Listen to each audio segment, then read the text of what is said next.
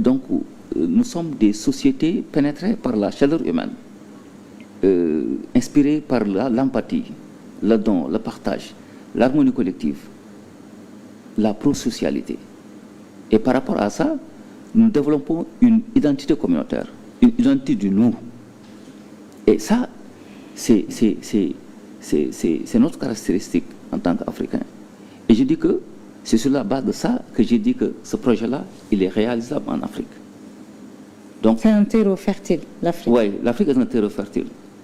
Et ces premières parties ouvrage, il faut le développer parce que c'était pour non seulement donner une présentation physique du Sénégal, mais également une présentation économique et sociale. De l'Afrique. Du Sénégal. Et de l'Afrique. Et de l'Afrique. Ensuite, on a parlé des initiatives publiques de promotion de l'emploi. Le problème, il y a des gars qui ont limite pour montrer qu'un autre modèle est possible. Oui, c'est un modèle de solidarité communautaire. Oui, de solidarité communautaire et de création d'emplois. Parce que nous, si nous avons commencé à financer les sur le terrain, parce que l'affaire de financer les gens, nous les accompagner jusqu'au bout. Nous les accompagner parce que si nous avons fait le financement, vraiment réussir. Nous voulons comme on a dit. Donc, accompagnement pour mu tekki donc loolu nag dafa am lu bëri lu mu laaj on le dit dans l'ouvrage xam nga ki nga xam ne nii dafa nekk ci activité nga ñëw di ko jàppale bokkul ak kii doo ko tàmbali musul def dara ki nekk ci activité kooku yomb na gunge parce que xam na ko déjà mais ki nekkagul ci dara suy tàmbali doo ñëw rek nga jox ko xaalis bu bari comme ça. daa soxla ñu téye ay mbagam. waaw dafa soxla ñu téye ko gis nga Maïmouna commerce sax dañ koy jàng soo xëyee ñu financé la ubbil la boutique defal ci 3 millions soo matu da ngay daal soo demee ci marché bi ngay laaj commerçant yi ñi ci gën a bëri dañ lay wax ne la dañoo rampé dañoo jaar ci mbirigu mbagg wala dañoo jaar ci ambulant ci plateau guro la ñu tàmbalee. waaw jaar ci ambulant jaar ci lii ba egg fi ñu taxaw parce que day tax parcours boobu ñuy def erreur yi ñu koy gis seeni erreur. Donc vous ne ciblerez que des débutants? Non, duñu cibler ay débutants kese képp ka nga xam ni tu es porteur de projet a besoin de financement parce que en fait c'est la communauté qui prête une main forte aux populations porteurs de projet. Quand tu es sénégalais et tu es porteur de projet ñaari critères yi la tu es sénégalais tu es porteur de projet bokk nga sa projet da nga koy indi ñu étudier ko xool ndax vraiment c'est réalisable bu fekkee c'est réalisable nga jàll tirage au sort bu fekkee c'est pas réalisable duñ ko rejeter experts yi ne c'est pas réalisable ñoom ñooy wax fan la fay yi nekk nga am ay retour ñu accompagne la ñu améliorer ko defaraat ko dugal ko au tirage au sort.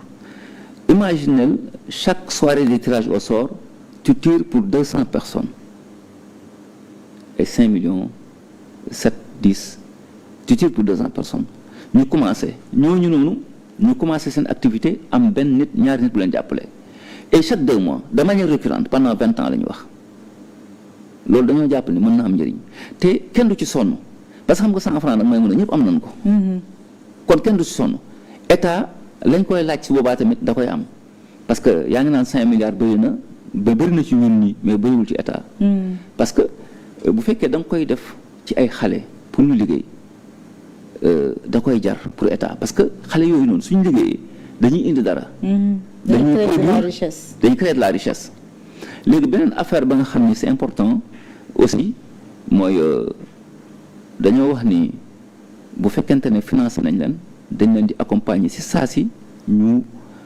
créer leen ay unités entrepreneuriales suñu leen créer les unités entrepreneuriales yi ñu ubbil leen ay compte dans la comptabilité de tekki mais ñu ubbil leen aussi compte bancaire xam nga kon ñu ngi liggéeyal banques yi ñi nga xam ni ils sont dans l'angle mort de l'inclusion financière ñu ngi leen di récupérer di leen ubbil ay compte bancaire di leen dugal ci banques yi kon ñu ngi liggéey ak banques yi déjà léegi ñu ne suñu defee loolu ba pare dañ leen di inciter pour ñu regrouper wu incitation au regroupement bi nag ni muy demee mooy dañ leen di wax ne du force ngeen regroupé wu parce que en entreprise loolu suñu expérience de terrain moo ñu may ñu gis ni en entreprise même les amitiés les plus solides sont éprouvées. sont éprouvées parce qu'il y a des intérêts. Donc dañ leen di bàyyi kenn ku nekk nga gérer sa unité entrepreneuriale. Selon sa sensibilité. léegi nag ñu ne leen nag soo leen booloowee mën naa am ay avantages avantages yi mooy lan mooy les dynamiques de groupe collaboratif di nga gis paragraphe boobu ci biir ñu ne avantages yi mooy lan mu ne avantages yi mooy soo leen booloowee ngeen nekk 10 15 20 ba 30 suñuy tiré au sort su kenn génnee ñëppay génn. Si une passe toute passe premier élément avantage yu regroupé bi. parce que man dama leen bëgg boole rek léegi nag damay def ay mécanismes yi nga xam ne daf leen di inciter ñoom ñu booloo mais doo forcer kenn ne ko yow diw ngay àndal da nga leen di bàyyi ñoom ñu ànd ak ku ñu bëgg a àndal ak ku ñu wóolu parce que am na la nga xam ni binduma ko ci livre bi te duma ko fi wax mooy le pacte de solidarité bi nga xam ne protégé gu ma ko dama ko bëgg protéger au BSDA pour wax naka après la ñuy créer système mu fayloo ñëpp te kenn du ci sonn. contribuer loo ñëpp. non fayloo ñëpp ñu jël prêt ñëpp parce que l'épargne nationale aussi il faut la conserver. il faut la conserver après nañ xool naka lañ koy def mais l'épargne nationale il faut la conserver et puis nit ki da nga koy jàngal liggéey dans les conditions des banques xam nga suñu la financé soo demee nga fay da ngay amaat financement automatique parce que y a des on a parlé de smart contracts c'est les contrats intelligents yi nga xam ne dañuy déclencher automatiquement le nouveau financement. léegi beneen avantage bi nga xam ne nii moom moo nekk ci booloo bi mooy mën ngeen partager ay mentors expérimentés mën ngeen partager ay outils de production ça réduit les coûts da ngay imaginer ñiy def 1000 ñoom ñëpp ñu bokk dëkk benn village. ñu ñëw am seeni projet ne man dama soxla machine bu mel nii wala ñett ne man dama soxla tracteur ñu calculer yëpp xaalis bi par exemple di 45 millions 50 millions moo xam ñu financer leen ak seeni tracteur lépp ñu bay suñu bayee ba pare ñu bokk ay outils de production ça diminue les coûts mentors yi participer ñu defar suñu paree ñu xool yan voie la ñuy commercialiser. Vous avez compris? Voilà, donc c'est ça pour le regroupement. léegi nag regroupement boobu daf ñuy permettre aussi bu fekkente ne dañ leen di fayloo bu fekkente ne dañ leen di recouvrer ñu am fu ñuy mën a jaar pour def recouvrement yi. La traçabilité des prêts. non loolu moom blockchain bi dina ko régler parce que teggi dafay am benn cellule de collecte et de transparence financière de collecte électronique et de transparence financière noonu laa ko tuddee cellule de collecte électronique et de transparence financière donc comme li ma la wax avec la blockchain amul benn 100 francs buy réer lépp lu fa dugg c'est un système d'enregistrement numérique ba nga xam ni lépp lu fa dugg c'est tracé parce que lu mel ni soo koy développer lenn kese moo mën a tax mu réussir mooy mu am transparence totale donc et nous avons pensé à la blockchain parce que vraiment actuellement mooy technologie bi gën a avancée bi nga xam ne ni ça garantit la transparence à la kulli àll. En tout cas ni nga koy expliquer nii c'est une très belle idée un très beau projet comme on en a parlé tout à l'heure di nga dem présenter ko des autorités des organismes des partenaires techniques et financiers. Oui, si on a les contacts parce que xam nga aussi bon